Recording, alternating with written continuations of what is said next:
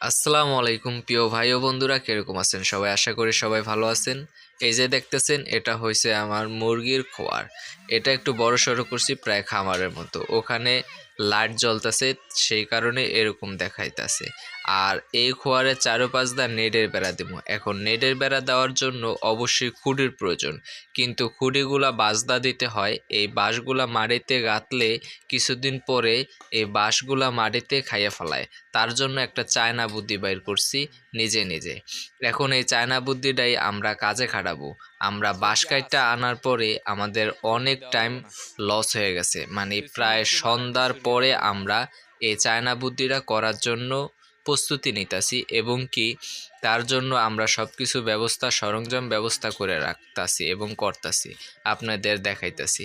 এই যে দেখেন, এখানে সিমেন্ট বালু গোলাইয়া আমরা বোতলের সাহায্যে একটি ক্লাম তৈরি করতেছি।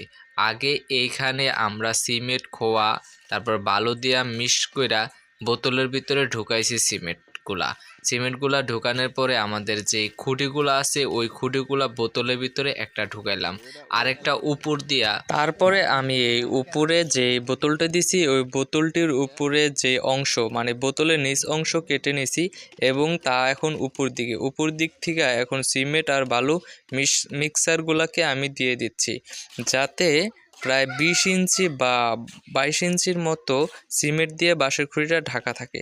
তাতে লাভ হইব আপনার যে এখন এই খুঁটিটা মাটির নিচে যদি আমি 15 থেকে 16 ইঞ্চিও গাড়ি, তাহলে বাঁশটা মাটি স্পষ্ট করতে পারবো না, এবং কি মাটিতেও বাঁশটা খাইতে পারবো না, যাতে অনেক দিন লাস্টিং করব।